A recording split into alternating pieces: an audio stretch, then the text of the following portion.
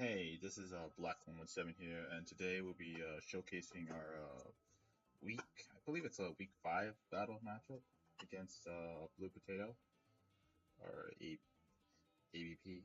Like, and so far, we've got a mini win streak going, so we want to continue this.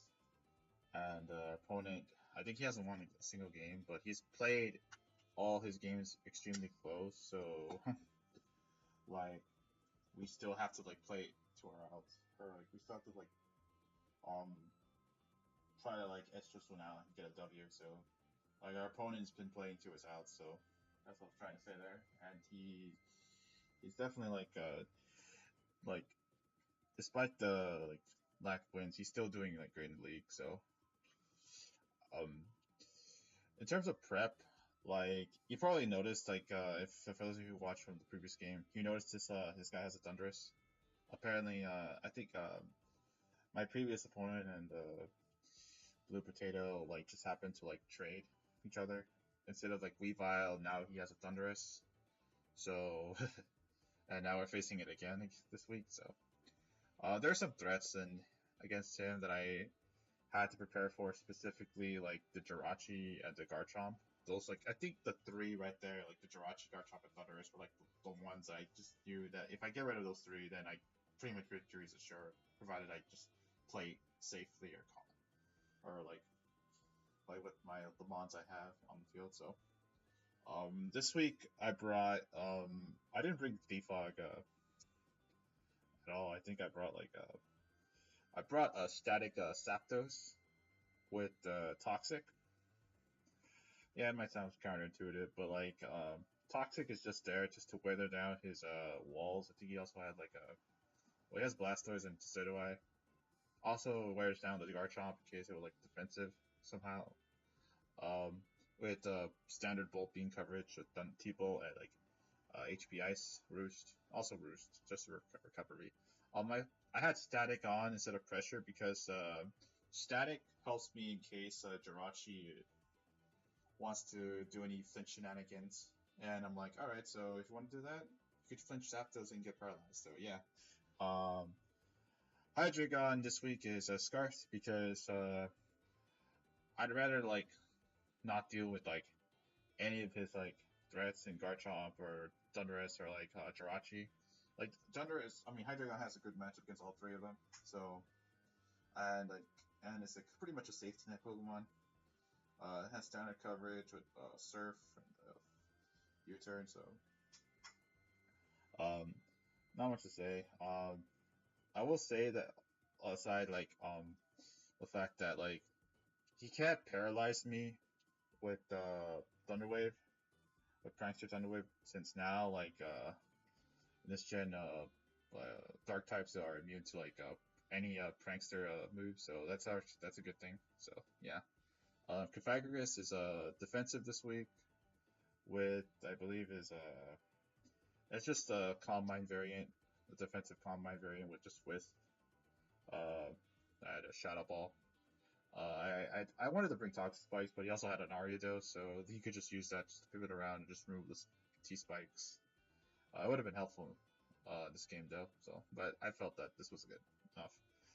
This week we have a Trick Room Magirna set, but it's a modest nature with just one HP, with one speed point. Since if I'm able to paralyze the, I think I have a little speed investment. So if I'm able to how to say it, beat the no, if I ever paralyze the Garchomp with a static, if he ever makes contact.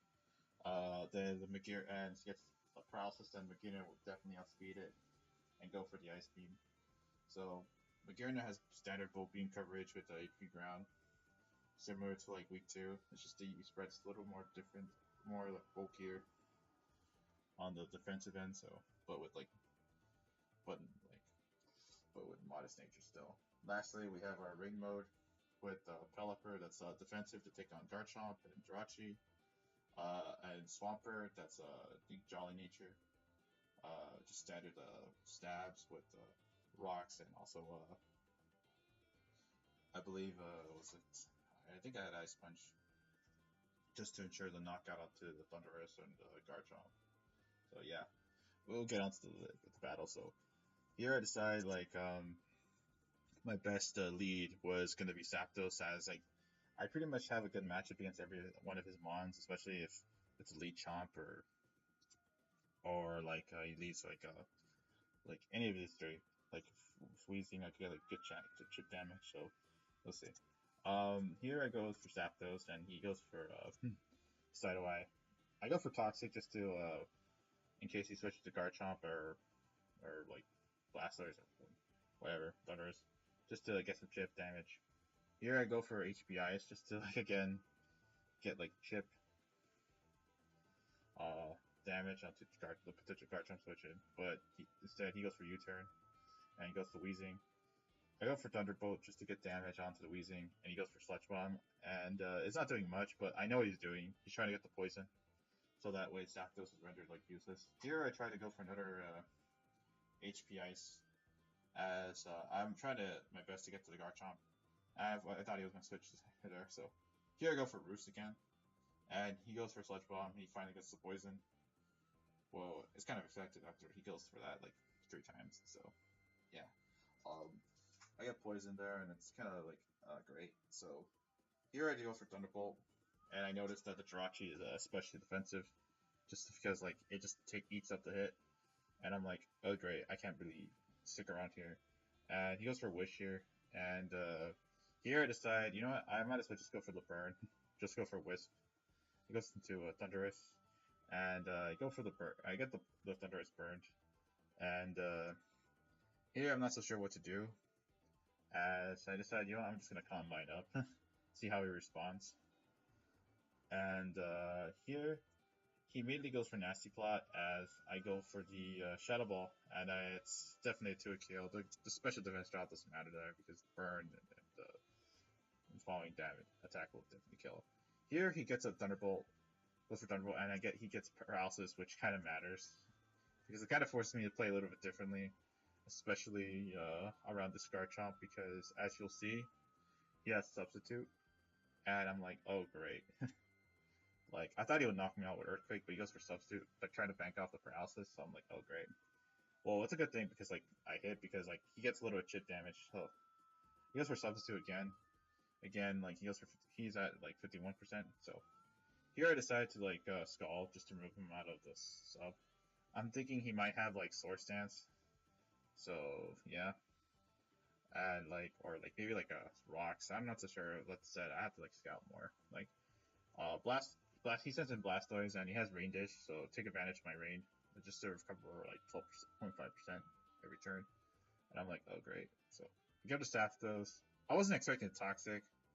I was just trying to get into like good positioning to run his Blastoise here. Here I decide to like go for Toxic, expecting the Garchomp. But like I keep trying to expect Garchomp, even though it doesn't come out. Goes for Jirachi here, and I'm like, oh great. So I go for Roost, as he decides to U-turn again. He doesn't get a static paralysis, so kind of unfortunate. And then I'm like, oh great. So he goes into Weezing again. He's probably gonna try to like stall out my Zapdos with the Weezing combination of Weezing and Jirachi, just to, like wish like protect stall or whatever. Here I kind of get a little impatient, and I think this like this is kind of a bad play because like it immediately gives him like switches it to Garchomp, and I'm like, oh great. I was thinking like maybe I could like if like he would switch into Squeezing, but then he could just easily like go for like um he could easily just like go into Garchomp or like that with the U-turn. So I go into Pelipper, as you see Garchomp gets a crit, and I'm like, oh great. Now I have to go to Swampert because I have to go for like attack here. So he goes for a Substitute, as he reveals the Tech Rage, and I'm like, oh great. Swampert manages to live that, even though I don't have no bulk. So I'm like, oh great. Here I decided to go for Earthquake because I was like, fuck it. Even though he had a Weezing, I was like, all right, I'm just gonna go for damage. Well, Swampbird's not going to do much in this game, so it's already weakened, so I'm just deciding, I'm just going to sack it here. And I'm like, gets up Rain, recovery, so go to Magearna just to force out the Garchomp. And here he goes to Jirachi, and I go for Trick Room.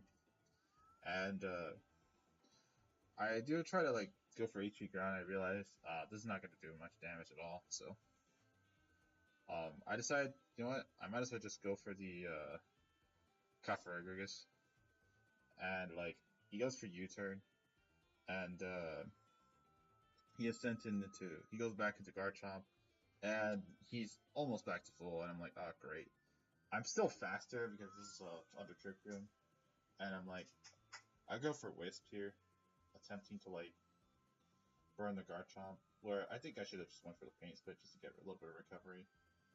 And here he decides to switch out and goes for Wheezing, as I got a crit, like, and like it kind of matters there, but like, but then again, like the next fall, like Shadow Ball definitely matters because he gets a special defense drop. I'm like, oh great.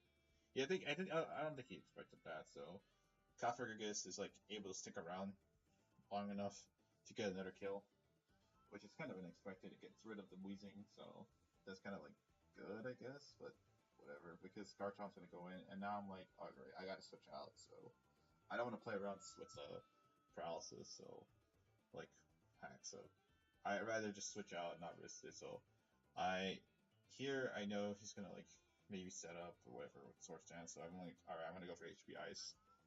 And I'm like, alright, so I gotta see what I can do here. Like maybe go for static. Go for the static paralysis, maybe. Here I decided to go for the HP Ice because I felt like, you know what, I'm kind of dead here.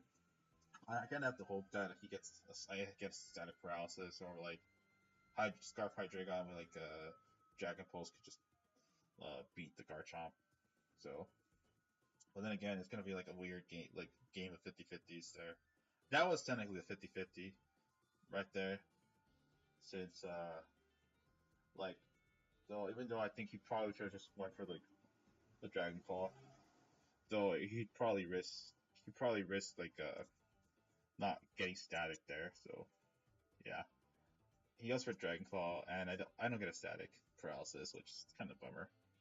But then again, he's already weak enough to where Dark Pulse just knocks him out. So I just go for Dark Pulse here, and even if it's a 2-hit KO, it's gonna knock out the Stidoi. So I just go for another Dark Pulse. So, and here, like, I decide, you know what, I might as well just keep like Hydreigon in, because this is like a clean 2-hit KO. So goes for Ice Speed, and I'm like, it's not gonna do much, since I have some HP investment. So Dark Pulse just cleans out the Blastoise, and we get to Jirachi. At this point, like, I think the game is kind of won on my end, because I could just easily just Dark Pulse, and he can't really switch into Garchomp, as like either way I outspeed with the Scarf. So he goes for Iron Head. He doesn't have like anything like Play Relic for Moonblast, so I'm like, okay, so I'm the clear. So all he's trying to do is just stall out these Dark Pulses, but the thing is, I'm already out damaging him, and also the potential flinch factor is also from Dark Pulse is there, so I am able to knock out the Jirachi, and at this point the game is kind of won. So I knock out the Garchomp, and the Hydreigon just gets the 4-0 sweep. Like, it's not really a sweep, or like it just cleans like up the rest of his team. So yeah, good game to Blue Potato. So as we move on to 4-1, I will say is that the end game could have been different if I didn't have Hydreigon, because like without Hydreigon, I think it would have been like a very like a shaky like end game. I think he would have had the advantage. But like as you saw, Hydreigon was able to outspeed with Scarf and just like clean his team, especially once I was able to weaken like everything from the Jirachi to Decidueye, Blastoise, and even the Garchomp to like where Dark Pulse is able to like just just like clean the field. So yeah, Magearna didn't do anything. just as like expected. So like then again, I guess like my opponent like his especially defensive Jirachi was like a good way to like respond to Magearna since I almost brought Shadow Ball for the Jirachi and the Sideway, but I felt like HP Ground was better because it also hits like his Sip Strike and his what is it, the Magbitter. But it's one of those hindsight it's 2020 type of like shit. So like it's like either way, it kind of worked out. So I guess Magearna I think could have like lived Earthquake from Garchomp and like set up like maybe a Trick Room. Like I don't know, but then again, Jirachi kind of beats it 1v1. So unless I get a freeze, so yeah. I probably and then I'm forced to like send in like Pythagoras and if I'm able to live an Iron Head, which I can't, I like with my investment, it would, and assuming it doesn't have any like attack investment or whatever, there's a slight chance I just go for Pain Split, and then like, but then again, it's gonna be like a game of like, then Garchomp will probably like be a healthy amount. So at that point, I was hoping like that Hydreigon or Scarf Hydreigon was able to like beat out the rest of his team, which was possible. So yeah. So good game to my opponent. As I think we face off next week against TJ, which was like the I think the commissioner of the league. So yeah.